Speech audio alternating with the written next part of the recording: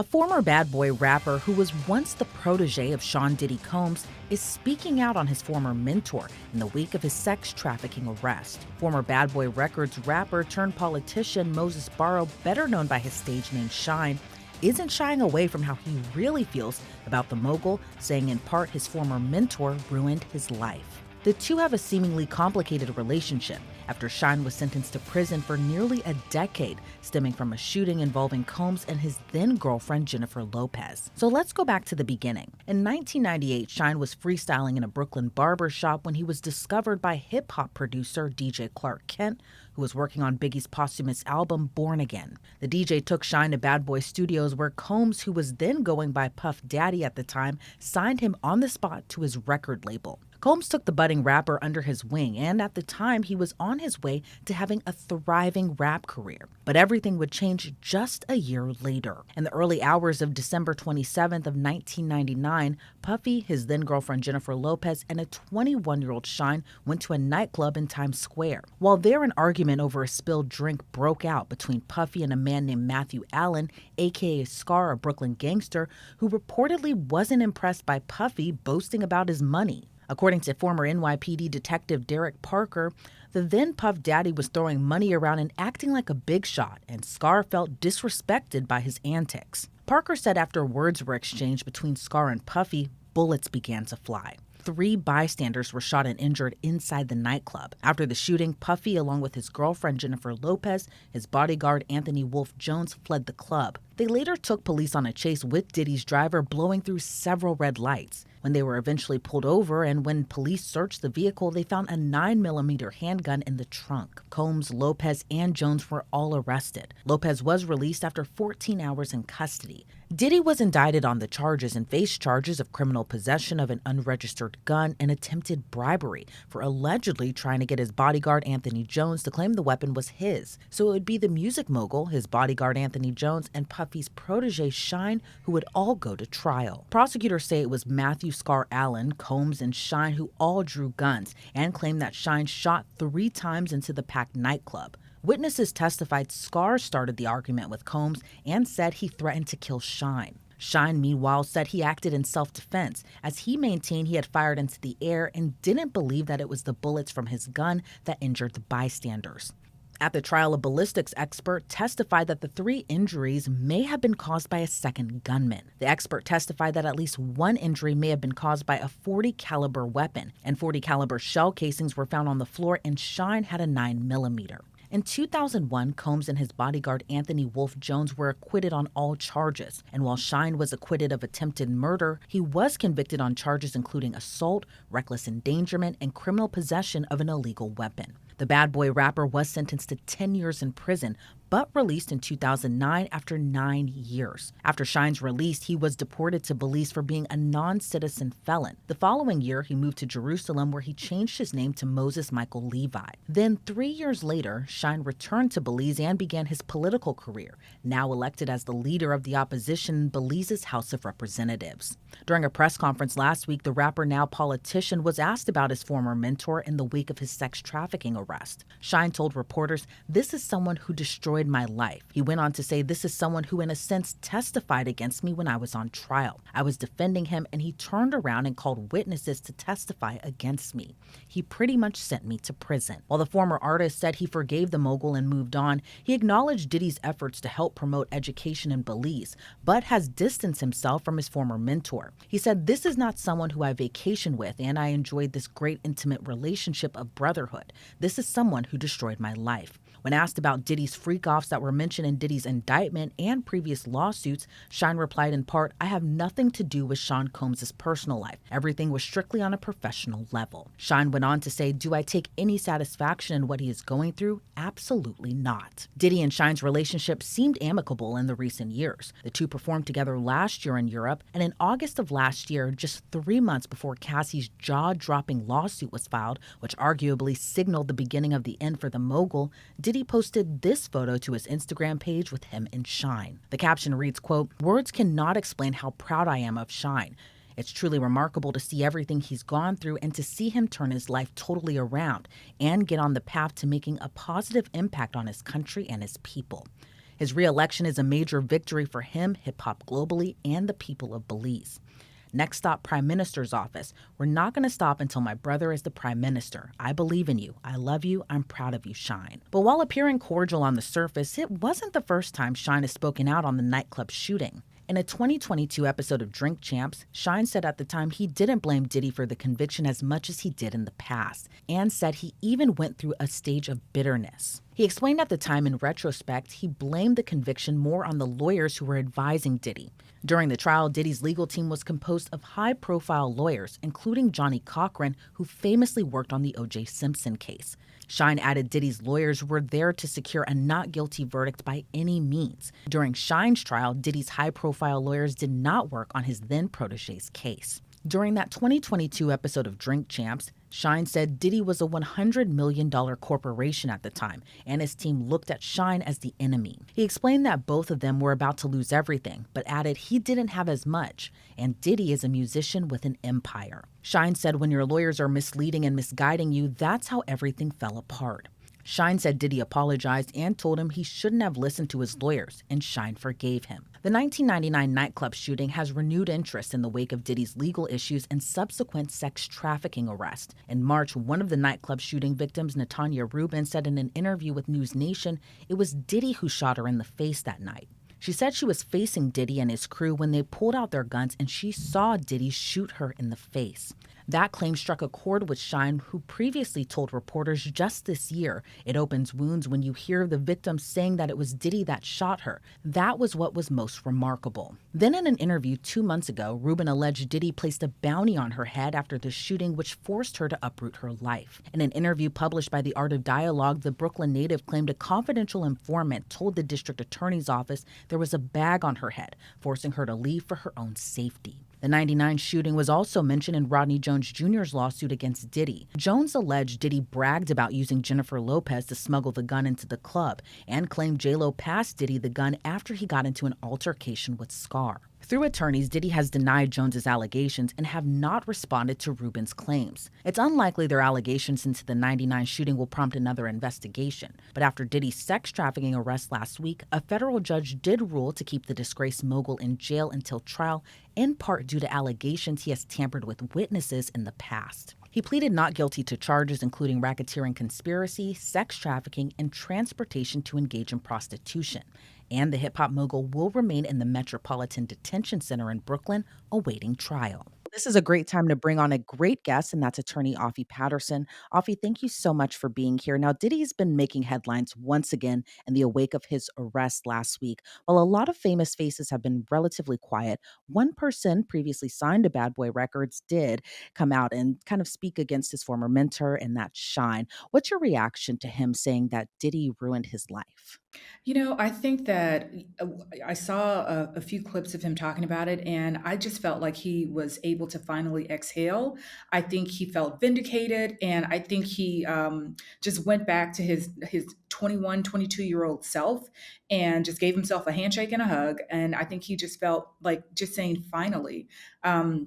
He started with, he was a very, very talented teenager. There was a bidding war to acquire his talent, and he ended up choosing Bad Boy. And I think, what he meant by ruin my life was he felt that he ruined his life. He had a promising future. He was a 19-year-old kid when he signed on with Bad Boy. And, he's looking at the course of his life and what happened in the course of about 3 or 4 years. And he feels like, that part of his life, of course, was ruined.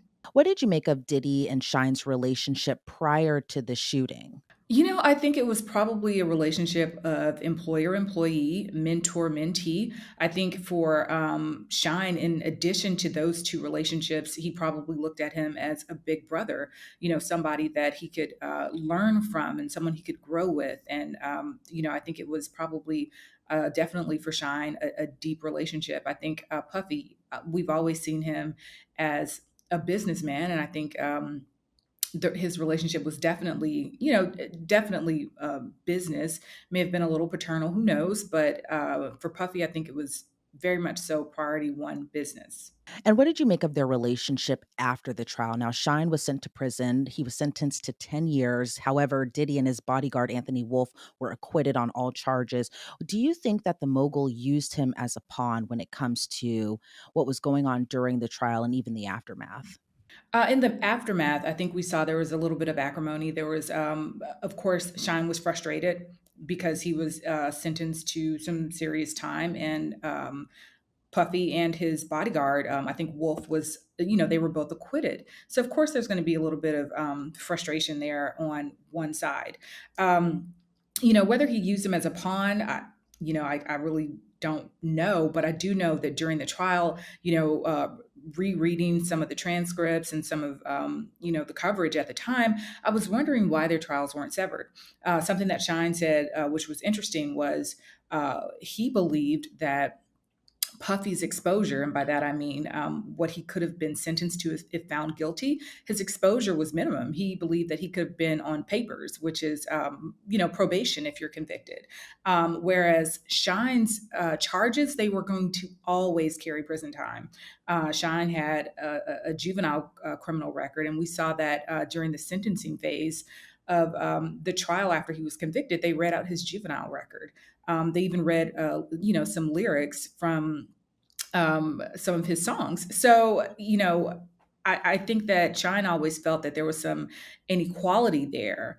And Shine even talked about the fact that, Puffy put on a witness that basically exonerated Puffy and drove a nail in the coffin in Shine's case. And I think, he felt like he was a little bit of a pawn. And I think, Elizabeth, you and I have talked about this before.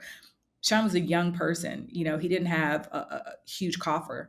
Who was paying for his criminal defense? I know Shine's defense attorney said that the checks came from him, but who was paying Shine? Who recommended the attorneys? Where did these attorneys' loyalties lie? That's probably what Shine was thinking. And Shine has long maintained he didn't shoot the victims. I think back during the trial, he said that he just fired the weapon up into the air, but didn't actually shoot any of the victims. And one of the shooting victims, Natanya Rubin, has claimed Diddy was actually the one who shot her. Given the totality of what's happening now, do you think their allegations have more substance, given Diddy has been accused of paying off witnesses and using his money and power to essentially get what he wants? So I think we've been told that definitely during the trial, one witness made a statement to police officers the night of the shooting, but when he got on the stand during direct, he completely changed his story. He was challenged on cross examination, and he admitted, "Oh yeah, I did change my story." We've seen recently when Dawn Richard made her. When her filing became public, we found out during Diddy's bail hearing that he called, I think, Kalina, someone that was working with Don, 54 times in one day. And we've heard that he often calls people over and over again. And there's been, witness intimidation recently. So why wouldn't we believe that there's been some sort of witness intimidation? Like that might be his history. That might be his pattern. Excuse me. So it's definitely believable. And we've spoken also previously about the 99 shooting. And I remember you saying at the time you didn't think an investigation would reopen into the shooting. But given his arrest, do you think it's possible witnesses from either the shooting or the trial who have allegedly been paid off by Combs could come forward? And if so, would that be used against him in the sex trafficking case? I think that's dead. I think that's done. It's all been put to rest. Are you surprised that celebrities haven't come forward to denounce Diddy in the wake of his arrest? No, I said this the other day. A hit dog hollers, "Be quiet." Like, what do you expect people to say? We talk about, other celebrities and people have come forward. From my recollection, I don't remember people coming forward to necessarily denounce the person who's been accused. I do recall them, or what sticks in my mind is people coming forward to say, shame on them. I too have been victimized by this person, or this is my experience with that person. And I think we've been seeing that in the forms of these lawsuits, and for me as a person who's been following this case, I've definitely seen it in the blogs, and it's been not from necessarily people who have major names, major gravitas, but victims, real people, people who've been close to him, people who've worked for him. They've been ringing the alarm a lot recently, since the Ventura filing in November of last year, but just throughout all this time, they've been ringing the alarm. So I think, and they're just as valid as these huge names that people are looking for. And what's kind of frustrating to me is people are looking for these huge names to denounce Diddy. Why? I think these smaller name people are these ordinary citizens off the street, or these people who have been impacted by him. They're just as valuable, just as worthy. And are you surprised that, we've spoken a number of times about the Diddy cases and in the lawsuits that he has faced previously, but are you surprised this is actually all culminated in an arrest and that Diddy is actually behind bars now as we speak? No, I knew it was coming. Probably the first quarter, I knew it was coming. Definitely knew it was coming when his homes were raided. Because how it works on the federal level, it's not. There's a difference with the state and the federal level when you want to get a search warrant. Usually on the state level, it's enough if you have a detective signing off, on a sworn affidavit, going to a judge saying, "Hey, I need this information." But on the federal level, a federal judge, he wants something from an assistant U.S. attorney. So once you have, once you're in the crosshairs of an assistant U.S. attorney, they're not going to stop. It's so I just knew this arrest was coming. I am surprised that the charges basically mirror um, Cassie's lawsuit. I definitely thought there would be much more. I thought there would be definitely more financial crimes. I thought that it would just be a little bit more expansive. So I do think that it's pretty narrow and interesting, even though they say the investigation is ongoing. I thought it would be a lot more. And do you expect that someone like Shyne, who was even previously just signed to Bad Boy Records, that he could testify in the sex trafficking case? Do you think that's at all a possibility? I don't know because it was so long ago, and I think that they gave the AUSA gave the scope of time that they're looking at, and his affiliation with him, his intimate knowledge of him, and his whereabouts, his comings and goings, and his practices. That was kind of severed, between '99 and 2002. So I'm going to say it's highly unlikely. And I don't think he needs to be involved in it. I think again, him, what he said, he was satisfactory for him. I think he felt vindicated, and I think that it's just given his young self so much peace. Alrighty. Well, Afi Patterson, I really appreciate your time today. Before we sign you off, anything else about this case that you would like to add? No, it's just something I'm definitely going to follow and see through. So, and that's it. Thank you for having me. I always love it being here. All right. Well, Afi Patterson, I appreciate your time. Thank you so much. Sean Diddy Combs is expected to appear again in federal court on October 9th. Reporting for Law and Crime, I'm Elizabeth Millner.